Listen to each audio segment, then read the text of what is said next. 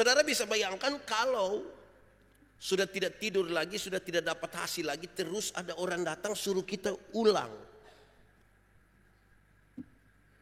Saya yakin kita pasti ya minimal muka asam lah, minimal.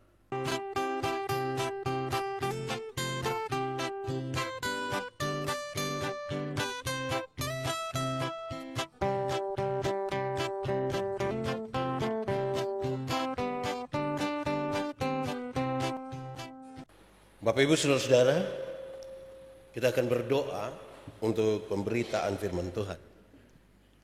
Mari kita berdoa. Ya Tuhan Allah, kami mohon kepadamu, kuatkanlah dan teguhkanlah iman kami. Kami akan belajar daripada firman-Mu. Jadikanlah hidup kami sebagai tanah yang subur. Biarlah benih-benih firman yang ditaburkan bertumbuh dan berbuah di dalam hidup kami. Kami mohon Tuhan jauhkan penggoda pencobaan baik di dalam kami maupun di sekitar kami. Biar di dalam damai-Mu kami belajar firman Tuhan. Kami rindu pada firman-Mu. Biar firman bagi kami Tuhan, di dalam nama Yesus, firman yang hidup itu kami berdoa. Amin. Saya jemput jemaat Tuhan berdiri. Injil Lukas pasal 5 ayat 1 sampai ayat yang ke-11. Injil Lukas pasal 5 ayat 1 sampai ayat yang ke-11. Penjala ikan menjadi penjala manusia. Pada suatu kali Yesus berdiri di pantai Danau Genesaret. Sedang orang banyak mengerumuni dia hendak mendengarkan firman Allah. Ia melihat dua perahu di tepi pantai. Nelayan-nelayannya telah turun dan sedang membasuh jalannya. Ia naik ke dalam salah satu perahu itu, yaitu perahu Simon, yang menyuruh dia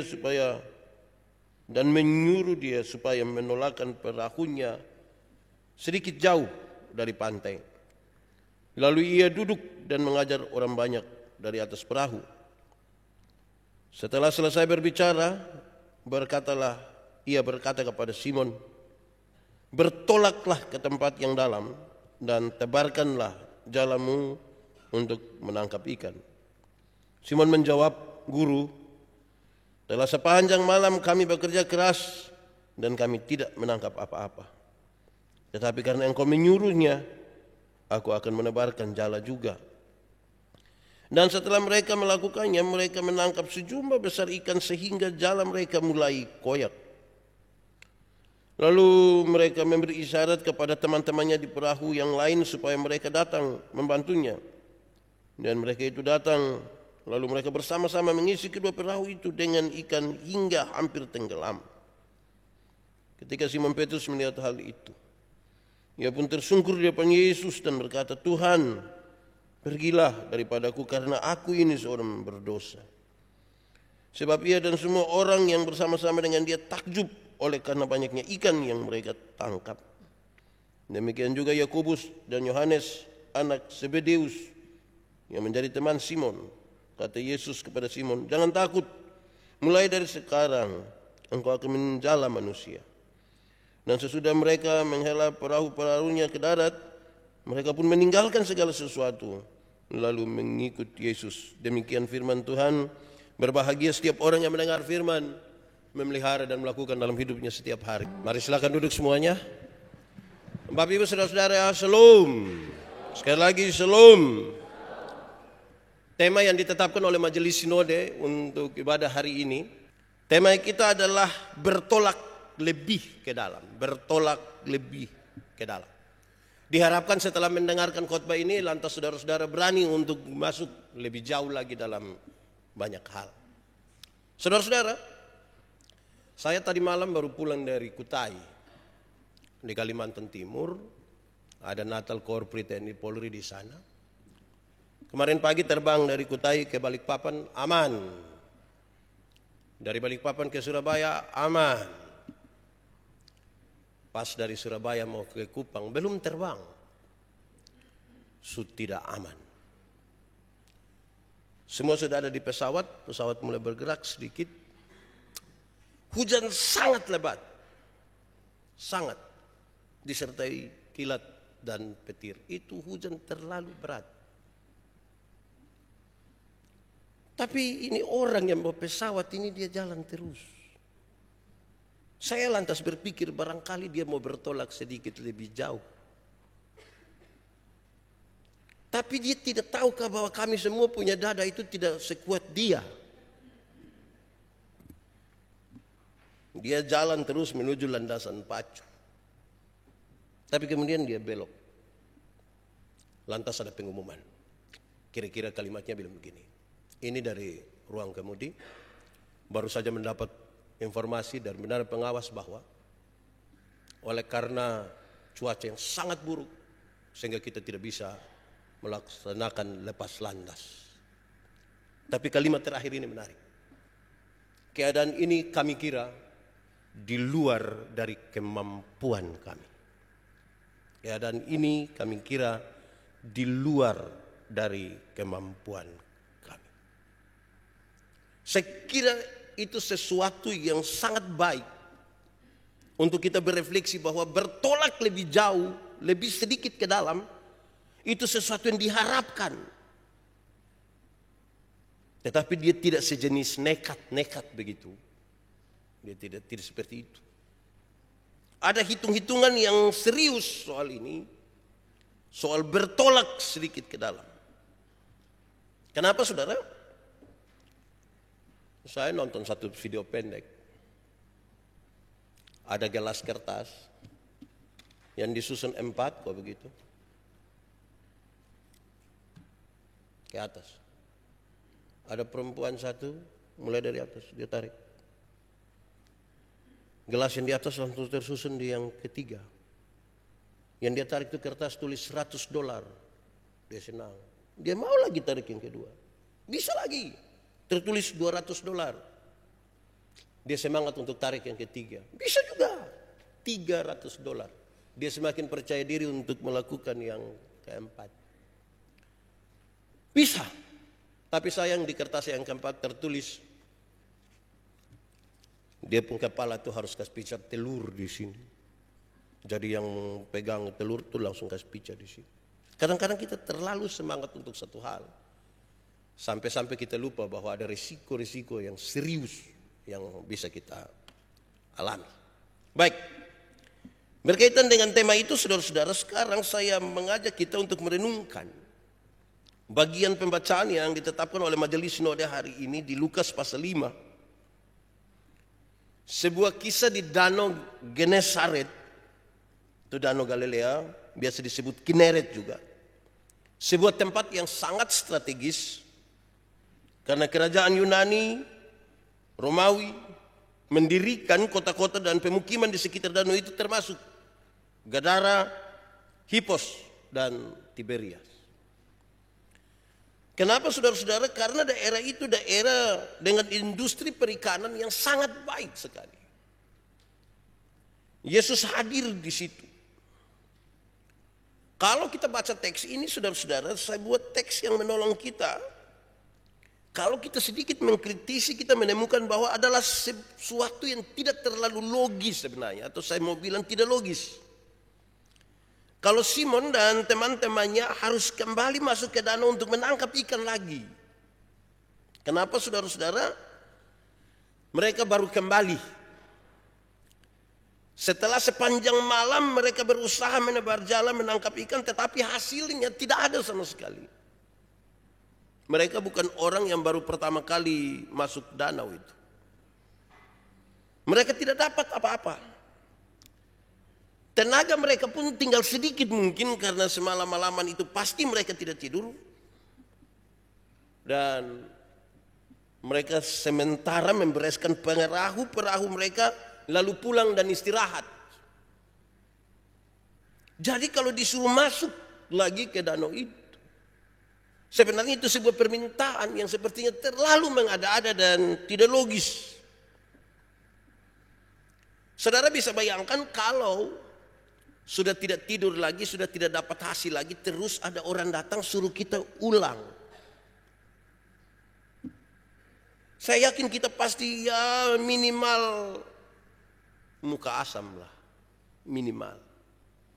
Saudara pernah alami kok tidak, yang saudara sementara dalam kondisi yang tidak baik, tidak fit, tidak enak, terus orang datang kau suruh lakukan sesuatu yang saudara rasa ini sudah terlalu bikin-bikin ini. Kira-kira saudara dengan senyum akan bilang, oke, saya akan melakukan. Kita suami istri saya ini, kita mau suruh bapak baju bisa masalah itu.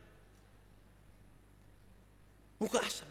Dan saya kira kalau orang muka asam dan tidak ceria, tidak aman di hati, dia sulit untuk melangkah sedikit lebih jauh. Kalau sampai dia langkah lebih jauh itu pasti langkahnya tidak benar. Saudara-saudara, dilanjutkan dalam teks tadi bahwa nelayan zaman itu bukan nelayan dengan cara menangkap yang modern. Perahu mereka pasti tanpa mesin. Jalan mereka tidak seperti jalan sekarang, sehingga tidak mungkin untuk menebar di tempat yang lebih dalam.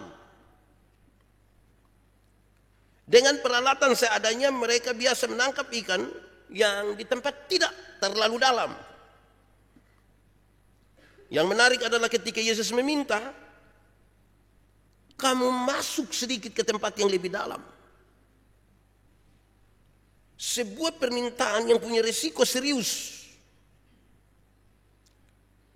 Kalau kita tarik pada kehidupan kita, saudara, sudah tidak dikasih apa-apa lagi sebagai peralatan yang mendukung, lantas disuruh untuk masuk sedikit lebih dalam. Saya membawa kita untuk berpikir sejenak tentang kita. Tadi di awal saya ajak kita berpikir, bayangkan kalau kita sudah tidak tidur, tidak dapat hasil, orang suruh masuk. Itu saja perasaan sudah tidak enak. Apalagi sekarang sudah tidak dikasih alat pendukung yang baik, tapi disuruh masuk ke dalam dengan resiko sedikit lebih besar. Tidak gampang itu, saudara. Kalau sampai ada yang berani melakukan itu, saya kira itu repot bagi dia. Sedikit aneh memang, saudara, ketika sejenak kita menoleh ke belakang, melihat latar belakang Tuhan Yesus yang kehidupannya jauh dari pengalaman menangkap ikan. Ini Tuhan Yesus kan tukang kayu pu anak. Kalau ngomong soal skaf, hamar, pahat, ya dia mengertilah. Ini sekarang dia menyuruh orang yang tiap-tiap hari berurusan dengan tangkap ikan, bukan dengan alat-alat pertukangan. Saya rasa ini hal yang agak aneh.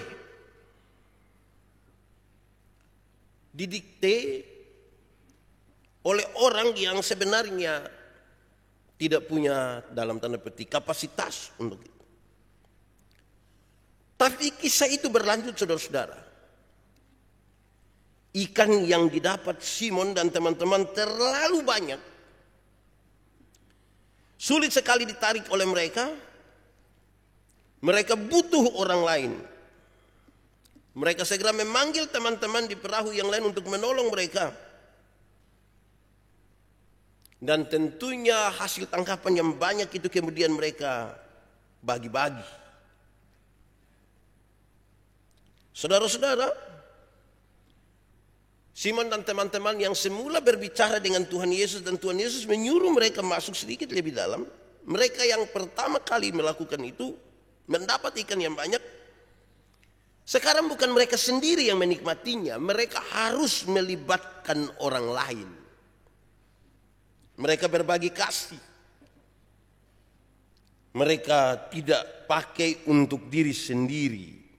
Kira-kira begitu kisah dari teks tadi. Saudara-saudara, setelah kita memahami hal-hal itu, baru saya mau ajak kita sekarang, lalu apa pesannya sesuai dengan tema kita hari ini, yaitu bertolak lebih ke dalam. Mari kita renungkan beberapa hal ini. Saya mulai dari bagian agak tengah.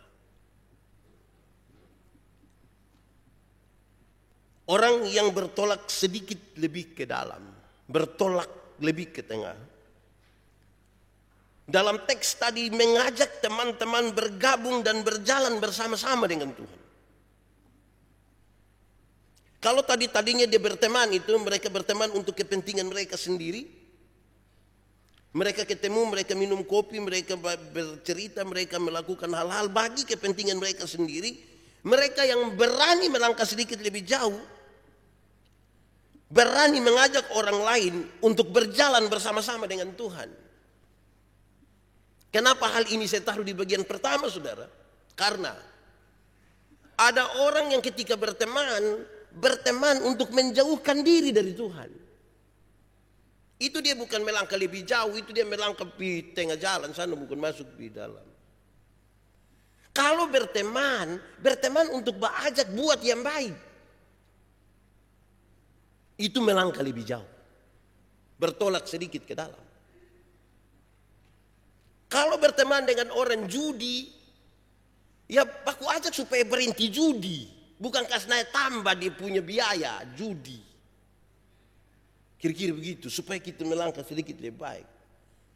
Berteman dengan orang yang pemalas gereja, ajak dia supaya dia ikut gereja. Berjalan bersama-sama dengan Tuhan.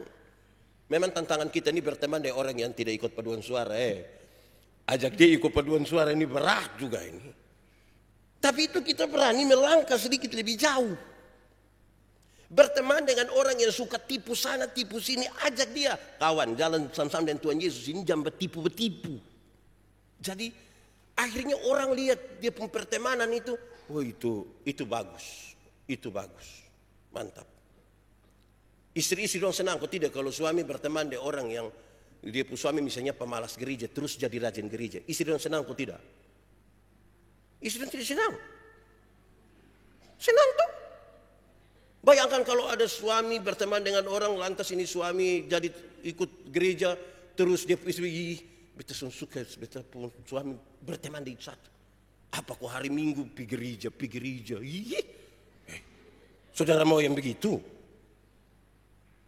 Jadi kalau dia menjadi lebih baik itu kan bagus. Berteman untuk menjadi lebih baik. Berjalan bersama-sama dengan Tuhan. Ajak orang lain bersama-sama menikmati sesuatu. Ini 2023 ini. Di awal-awal tahun kita diminta untuk bertolak sedikit lebih dalam, maju sedikit. Tapi hal ini juga baik. Hanya separuh tidak tulus, teman separuh tidak tulus. Dompu istri dong itu biasa tidak mau dong keluar malam. Woi kalau dong pas ada duduk dan pendeta Yandi, dong video call dompu istri. Mak, ada deh om pendeta togor istri dulu. Iya ibu ada.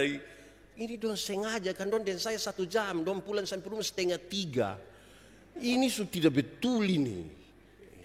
Jadi baku ajak yang baik bukan beralasan untuk itu. Itu bagian pertama. Kalau mau bertolak sedikit lebih jauh, baku ajak dari yang tidak baik menjadi baik. Itu kita bertolak sedikit lebih ke dalam, lebih baik. Jangan baku ajak kok kita salah jalan tidak baik. Kedua saudara-saudara,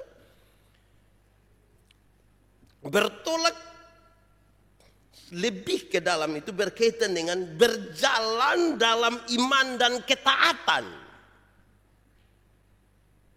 Kan kita tidak mau mengalami sesuatu yang berisiko sangat tinggi bagi kita. Semua orang selalu dengan itu, pikiran dan perasaan itu.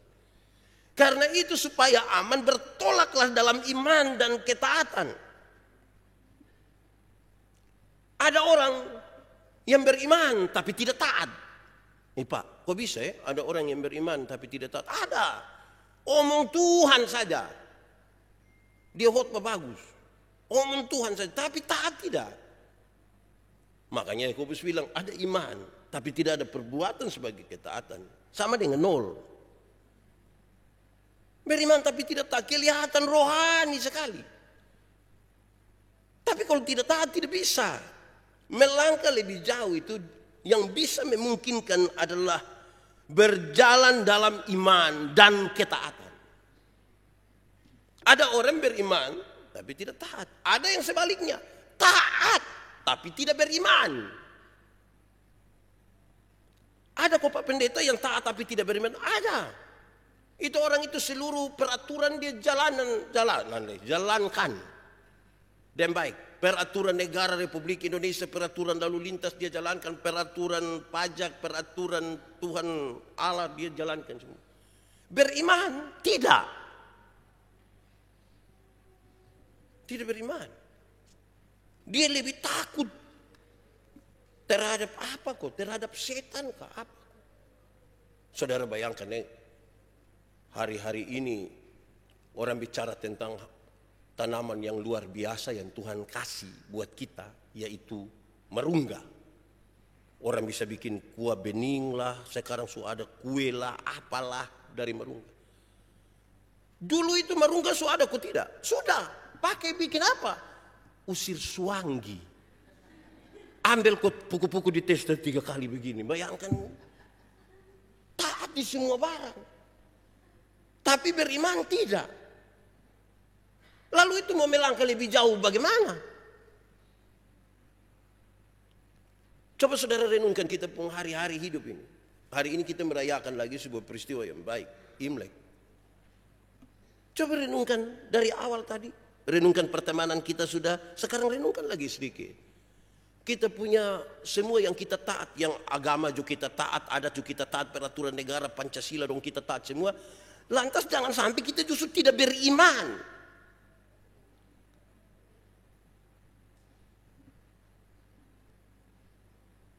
Saya kasih kubur satu orang mati nih kok pas mau tutup peti begini baru dia bapak sedikit. Sedikit kenapa? Dong sulari dari rumah. Iya kenapa? Dong ada ame bab tua pun kacamata. Mau baca apa di surga sana bawa kacamata?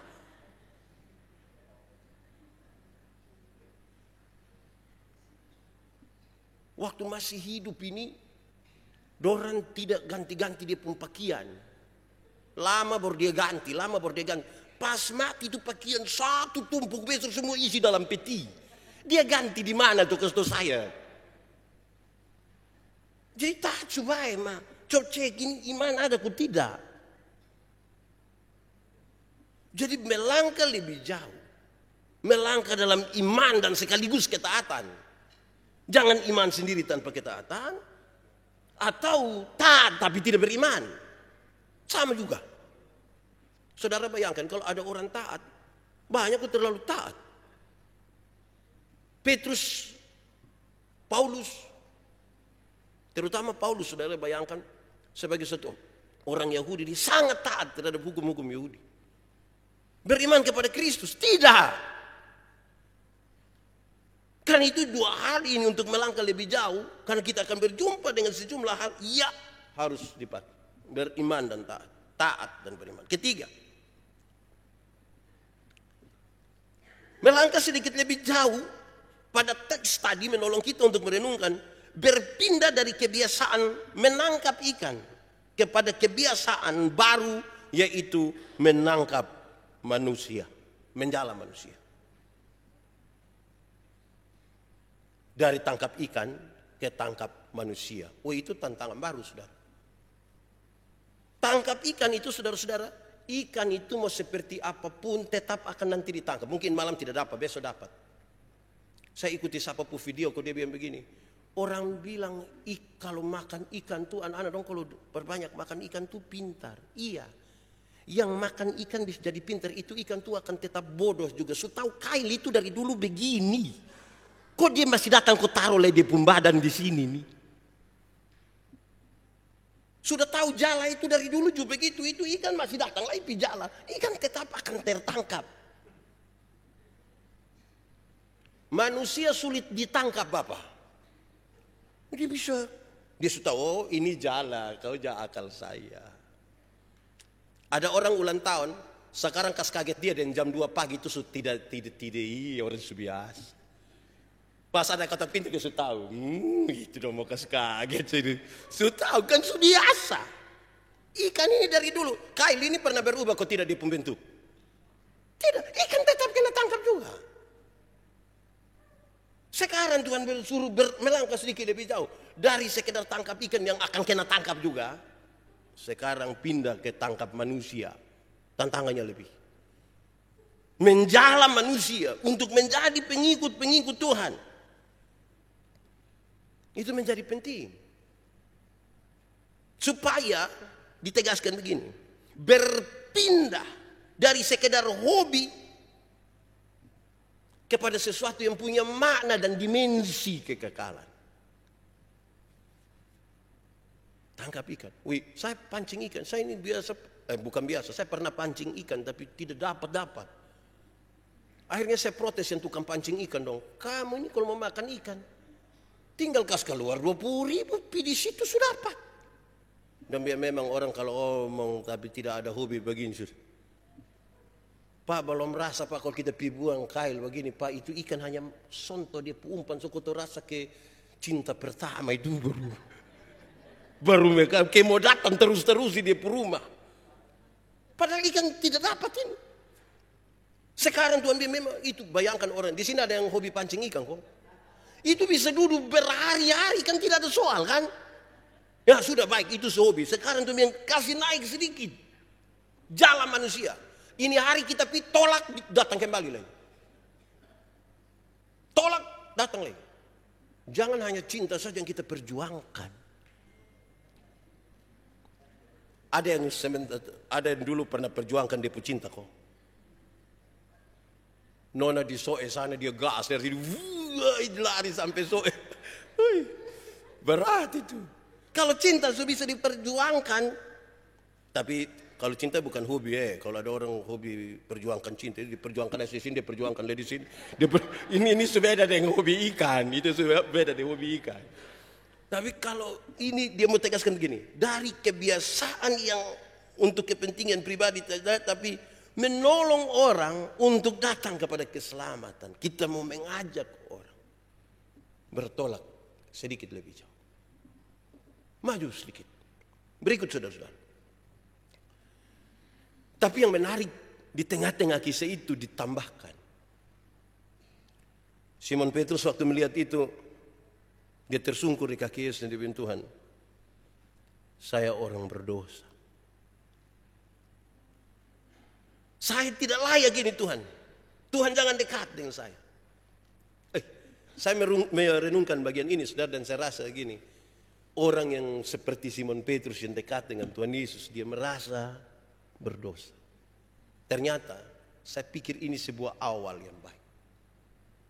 Melangkah lebih jauh harus dimulai dari merasa tidak mampu, tidak bisa berdosa. Biasa yang terlalu bagaya itu yang dia kecil, anak kecil ini gampang melangkah itu harus dimulai dari kita tidak mampu. Kita tidak bisa. Orang yang mulai dari merasa tidak mampu, tidak bisa, kalau dia ingin melangkah lebih jauh, dia butuh seorang. Saudara, saya dampingi teman-teman yang persekutuan doa dong. Nanti minggu depan engkau yang pimpin pujian itu dia pikiran. Makin dekat hari ini dia berdoa tiada tara. Kenapa lu main berdoa terus? Bapak tahu saya tidak bisa. Rasa tidak bisa tuh dia mau latihan. Itu dia akan kasih naik di grup, dia bilang kawan dan tolong dukung saya dalam doa. Besok saya akan pimpin ini. Nah, perasaan tidak bisa, tidak layak, tidak mampu itu harus selalu ada supaya kita belajar bersandar pada Tuhan. Sebab kadang-kadang pertama-tama kita merasa tidak layak, lama-lama kita rasa kita sudah terlalu layak untuk itu.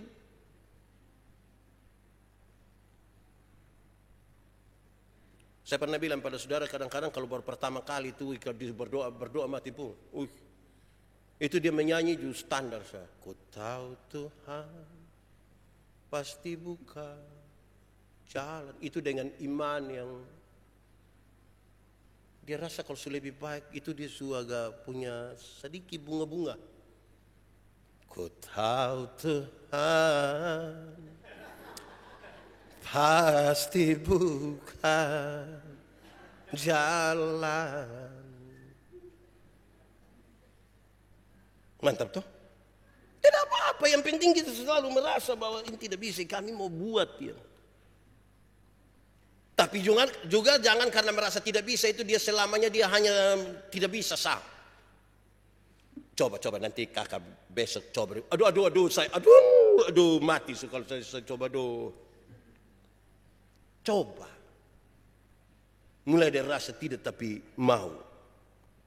Saudara tahu.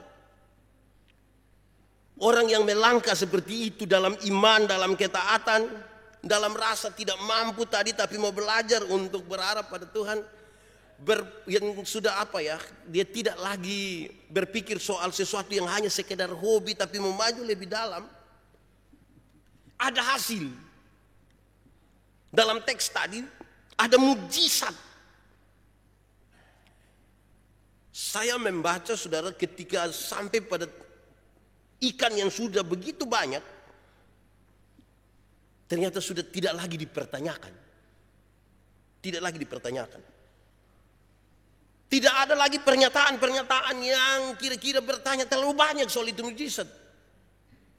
Tidak. Komentar menjadi tidak ada malah. Mereka hanya takjub. Dan kemudian langkah baru itu mereka lakukan. Apa itu? Meninggalkan segala sesuatu dan mengikuti Yesus. Saya jadi fokus di sini. Saya menjadi fokus di sini. Setelah mereka menarik perahu mereka ke darat, mereka meninggalkan segala sesuatu dan mengikuti Yesus. Petrus pernah bertanya kepada Tuhan Yesus. Markus pasal 10 ayat 28 sampai 31. Kami telah meninggalkan segala sesuatu untuk mengikuti Engkau. Kami telah meninggalkan segala sesuatu untuk mengikuti Engkau. Apa yang kami akan dapat? Saudara-saudara, menarik kenapa? Karena Tuhan tidak berbicara kepada menjawab pertanyaan Petrus dengan bicara tentang upah. Tuhan tidak jawab dia tentang upah. Tetapi Tuhan bicara tentang kekuatan. Coba buka dulu, bantu kita dulu. Markus pasal 10 ayat 28 sampai 31. Markus pasal 10 ayat 28 sampai 31. Upah mengikuti Yesus. Berkatalah Petrus kepada Yesus, kami telah meninggalkan segala sesuatu dan mengikuti Engkau. Jawab Yesus, aku berkata kepadamu, sesungguhnya setiap orang yang karena aku dan karena Injil meninggalkan rumahnya, saudaranya laki-laki atau saudaranya perempuan, ibunya atau bapaknya, anak-anaknya atau ladangnya, orang itu sekarang pada masa kini juga akan menerima kembali 100 kali lipat rumah, saudara laki-laki, saudara perempuan, ibu, anak, ladang, sekalipun disertai berbagai-bagai penganiayaan. Pada masa yang akan datang, ia akan menerima hidup yang kekal. Tetapi banyak orang yang terdahulu akan menjadi terakhir dan yang terakhir akan menjadi yang terdahulu. Walaupun di situ ada disebutkan kamu dapat 100 segala macam, tapi Tuhan tidak berbicara fokus kepada upah, tapi dia mau kasih tahu keputusan untuk mengikut Tuhan itu di dalamnya ada sejumlah hal, penganiayaan. Ada hal yang tidak enak. Tapi Tuhan berikan kekuatan, kamu jangan takut di masa sekarang dan juga nanti di masa yang akan datang. Jangan takut. Pada saat orang berbicara terlalu banyak tentang upah, Yesus justru tidak fokus di situ. Kenapa? Melangkah lebih jauh nih, saudara, agak berat. Kadang-kadang saya berpikir beberapa hari ini, saudara, jujur. Kadang-kadang nih jujur dan tipu itu di saat-saat tertentu sangat-sangat menyakitkan. Kita jujur juga menyakitkan, tipu juga menyakitkan. Tapi untuk melangkah lebih jauh ini, orang harus berani memilih. Saudara pernah alami kok tidak ibu-ibu misalnya, tahu misalnya suami begini kah, begitu kah, tapi saudara sudahlah kita omong kok tambah bakal lain. Baik kalau dia terima baik, dia terima sama baik. Malam-malam bisa sendiri. Jadi kita mau melakukan sesuatu tapi aduh rasa tidak bisa. Nah yang Tuhan janjikan itu. Kamu diberikan kekuatan, sebuah keadaan di mana kamu mampu untuk melaluinya. Saya ingat murid-murid yang ikut Tuhan Yesus itu semua mengakhiri hidup mereka dengan bermasalah. Saya paham sekarang dari teks ini. Tuhan berikan kepada mereka kekuatan untuk melewati hal-hal itu. Tuhan berikan kekuatan. Saudara, mereka telah meninggalkan segala sesuatu untuk mengikut Yesus. Apa yang dimaksudkan? Segala sesuatu yang melekat pada keuntungan pribadi kepada apa yang menjadi maunya Tuhan. Baru pertama kali terjadi bagi Petrus dan teman-teman, ada ikan sebanyak itu yang mereka tidak bisa bawa. Mereka panggil orang-orang lain datang bantu. Pertama kali kalau pakai hitung-hitungan ekonomi, mereka akan untung sangat besar. Ada kesempatan untuk mereka bisa menjual dan mendapatkan untung yang sangat besar. Pada saat mereka berpikir dan melekatkan dirinya kepada itu, justru disitulah mereka diberikan kekuatan untuk melepaskan itu dan mengikuti apa yang menjadi maunya Tuhan. Meninggalkan segala sesuatu dan mengikut Yesus. Melekat kepada apa yang menjadi keuntungan pribadi sudah ketinggal. Tuhan pun mau apa? Itu yang saya mau ikut. Jadi melangkah lebih jauh ini sangat dikaitkan dengan apa yang menjadi maunya Tuhan, bukan apa yang menjadi maunya kita. Kadang-kadang orang melangkah lebih jauh tapi mengikuti maunya. So, dosa itu apa? Saya berulang-ulang kali bilang pada saudara, dosa ialah usaha manusia melangkah melewati batas. Cukupkanlah dirimu dengan apa yang ada padamu, engkau sudah berbahagia dan baiklah keadaanmu. Waktu engkau mau melangkah melewati batas, itu sudah jadi masalah. Jadi tanya maunya Tuhan. Ketiga, ini terakhir saudara. Berkaitan dengan itu disampaikan, meninggalkan segala sesuatu untuk mengikut Yesus berarti melepaskan apa yang terpaut pada diri sendiri dan mengarahkan kehidupan kita kepada apa yang terpaut pada Tuhan. Saya punya refleksi pribadi di bagian ini sehingga saya taruh ini.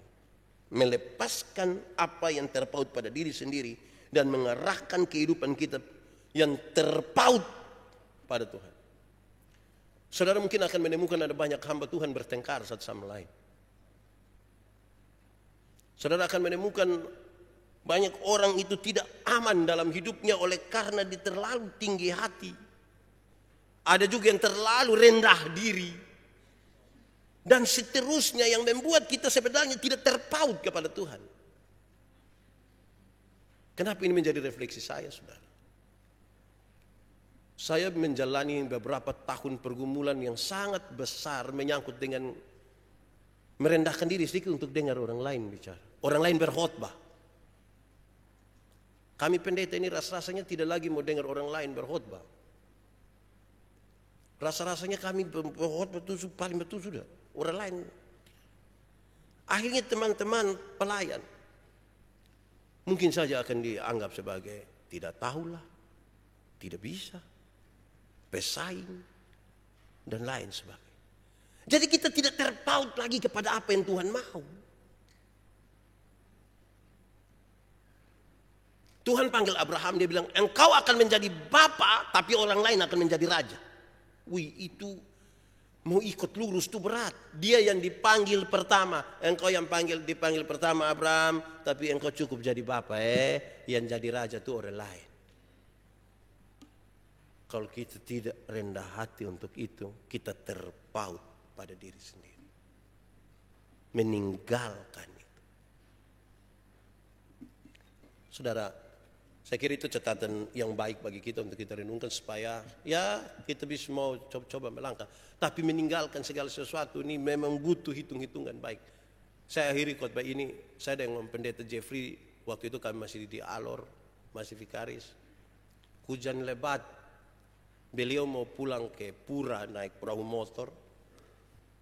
Kami pinjam motor gereja di Jembatan Hitam, Iktus. Saya bawa ini motor antar beliau yang bawa, saya di belakang. Sampai perahu pura itu suruh mau jalan. Lihat Pak Vikaris datang, tunggu Bapak Vika belum naik. Maka beliau naik. Pas naik, ternyata baru sadar kalau kunci motor ada di beliau pusaka. Saya bilang, jadi saya pulang bagaimana? Ini perahu motor sudah agak jalan. Maka dia bilang, tangkap. Dia buang begini dan mungkin dia rasa saya terlalu tinggi mungkin. Mungkin ada 2 meter kok lewat saya. Dan dia jatuh di laut. Air keruh. Semua yang di atas perahu dan yang di situ hanya bilang, aduh. Terus ada anak kecil satu umur kira-kira 7 tahun. Dia bilang, kenapa? Kunci jatuh. Dia buka baju. 5 menit belum naik. 6, 7 menit dia naik datang. Dia bilang, oi, tidak ada. Masih ada kunci 1? Ada, tapi kita mau pulang 2-2. Coba buang lagi itu kunci supaya saya tahu dia jatuh. Lu apa? Yang 1 saja yang kau tidak dapat, lu suruh saya buang lagi yang kedua supaya? Aduh, ini aneh ini. Ini melangkah lebih jauh begini bagi saya tidak bisa ini. Saudara tahu terakhir dia bertunggu. Dia ambil kacamata. Dia tapak diturun. 5 menit kemudian dia keluar, dia bawa kunci. Bapak tadi Bapak buang ulang. Iya, saya juga ragu juga. Saya percaya Tuhan, maka luin saya tidak percaya. Tapi kira-kira begitu, melangkah lebih jauh ini butuh keputusan-keputusan penting yang memperhitungkan banyak hal termasuk iman, ketaatan, dan lain-lain di dalamnya supaya kita berani. Isu-isu tentang resesi ada, tapi saudara mari kita belajar, kita jalan. Tuhan memberkati kita. Mari kita tunduk kepala, kita berdoa. Bapa di surga, terima kasih banyak. Firman-Mu menolong kami untuk kami diberi kekuatan bisa melangkah lagi. Tolong kami Tuhan, oleh rahmat-Mu yang kudus, biar kami mampu melakukannya. Di dalam nama Yesus, firman yang hidup, kami berdoa. Amin.